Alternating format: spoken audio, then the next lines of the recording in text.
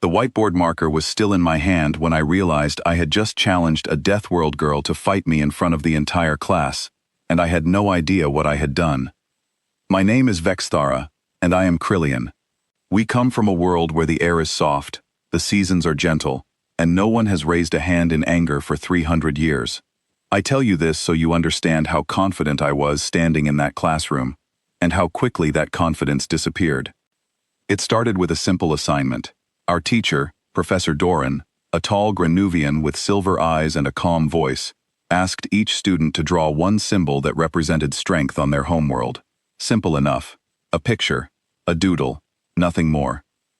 I drew a flowing spiral, a symbol of balance and unity among my people. Other students drew glowing crystals, singing plants, geometric patterns that pulsed with meaning. Every drawing looked like art. Every drawing told a story of peaceful, advanced civilizations. Then Mia walked up to the board. Mia was the new human student, quiet, always sitting in the back corner, rarely speaking unless asked a direct question. Her planet had only recently joined the wider galaxy, and most of us still weren't sure what to make of humans. We had heard rumors. Their planet was called a Deathworld, a place so dangerous that simply being born there was considered an achievement. I thought that was an exaggeration, a joke told by nervous diplomats. Mia picked up the marker, walked to the board, and drew a single line. Crooked, simple. A stick. That was it. Just a stick. The room burst into laughter. I laughed too, loud enough that Mia definitely heard me. It felt like an easy win, proof that everything we had heard about humans was true. Primitive, simple, behind the rest of us in every way that mattered. Professor Doran did not laugh. He looked at the drawing for a long moment, then looked at Mia, and asked her to explain what it meant. She turned to the class, and her voice was calm, almost gentle, when she said that, where she was from, that stick could be many things. A tool to start a fire, a splint to fix a broken bone, a spear to catch food in a river, a way to measure distance, or dig a hole, or defend yourself from something bigger than you.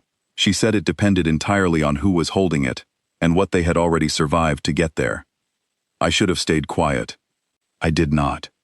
Something in me, some old feeling of superiority that I didn't even know I carried, made me speak before I could stop myself. I said that a stick was still just a stick, and that if she really believed her simple little drawing meant so much, she should prove it.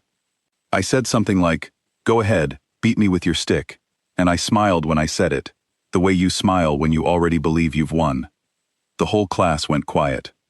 Mia looked at me, and she smiled too, but it wasn't the smile I expected. It wasn't anger, and it wasn't embarrassment. It was amusement, calm and easy, like she had heard this exact challenge 100 times before, and already knew how it would end. Professor Doran, instead of stopping the whole thing, simply nodded toward the open training mat at the side of the room, the one usually reserved for supervised sparring drills between older students. He said this could be a valuable lesson for everyone, and that no one would be hurt, only tested. I remember feeling a small flicker of doubt then, but it was too late to take back what I had said. We stepped onto the mat. The rest of the class gathered around, phones and recording devices lifted, ready to watch me demonstrate exactly why Krillians were considered one of the more capable species in close combat training. Even in a peaceful society like ours, we are taught balance, we are taught precision, we are taught to move like water. Mia stood across from me with no stance at all, no raised hands, no crouch, nothing that looked like preparation. She just stood there, relaxed, watching me with the same easy smile. I told myself this would be quick. I told myself I would go easy, that there was no need to embarrass her too badly. I stepped forward with a simple, practiced motion. The kind of technique we learn in our very first training session as children, meant only to demonstrate control, not to cause harm. I never finished the motion. The first second, I stepped forward, confident, already imagining how this story would be told later. The second, Mia was no longer where she had been standing. I don't mean she dodged, I mean the distance between us simply disappeared, closed so quickly that my mind hadn't caught up with what my eyes had just seen. The third second, I was on the mat, flat on my back, staring up at the ceiling lights, with absolutely no memory of how I got there. There was no strike that hurt, no pain, no injury, nothing violent about it at all. It was almost gentle, the way a much larger creature might handle something fragile. She had simply used my own forward motion against me, redirected it with barely any effort, and let gravity do the rest. My balance training, the thing I was so proud of, had been turned into the exact tool she used to put me on the ground. The classroom was silent.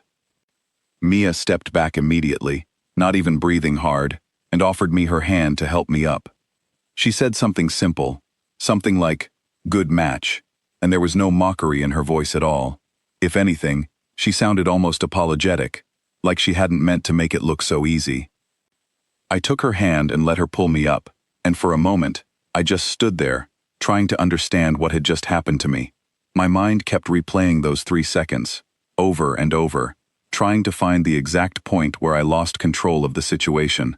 I couldn't find it. There wasn't a single moment I could point to. It had all happened too fast, too smoothly, like she had done this exact motion 1,000 times before, in situations far more serious than a classroom demonstration. I finally asked her the only question that made any sense to me. I asked how she learned to do that, with something as simple as a stick, with a concept so basic that our own children outgrow it within their first year of training. She shrugged, and her answer was the part that stayed with me long after that class ended. She said that on her planet, nature doesn't offer safety rails. There are no gentle seasons guaranteed to every child, no soft assurances that tomorrow will be calmer than today. She said a stick is often the very first tool a human child learns to use, not because it's entertaining, but because sometimes it's the only thing standing between a person and something far larger, faster, and hungrier than they are. She said her people learned early that survival wasn't about having the fanciest tool available. It was about knowing exactly how to use whatever was in your hand at the moment you needed it most. I looked back at the whiteboard, at that crooked little line still drawn there, and I understood it differently now. It wasn't a lack of imagination. It wasn't a simple answer from a simple mind. It was proof, condensed into a single shape, of countless generations who had to be resourceful, adaptable, and calm under pressure, just to make it to the next sunrise. I thought about my own drawing, that elegant spiral representing balance and harmony, created by a species that hadn't needed to fight for survival in centuries. I began to wonder if our elegance was something we earned, or something we were simply given, safe on a world that had never truly tested us the way Mia's world had tested her. Professor Doran ended the class by asking everyone to look again at both drawings side by side on the board, my spiral and her stick. He said something I've never forgotten. He said that true strength doesn't always look impressive on paper. Sometimes it looks like nothing at all, right up until the moment you need it, and then it becomes the only thing that matters. As the class ended, and everyone filed out, still talking quietly about what they had just seen, I stayed behind for a moment, looking at that stick one more time. Mia was gathering her things nearby, and I caught her eye and asked, half joking now, whether every human could do what she just did to me. She smiled again, that same calm, easy smile, and said that some could do far more, and that she was actually considered fairly average back home. Then she picked up her bag and walked out, leaving me standing there with a new kind of respect I hadn't expected to feel that morning. I walked out of that classroom differently than I walked in. I had come in believing that strength needed decoration, that it needed to look impressive to be real. I left understanding that sometimes the simplest things carry the heaviest history behind them, and that underestimating something small is often the fastest way to end up flat on your back, wondering what just happened. I never laughed at a stick again.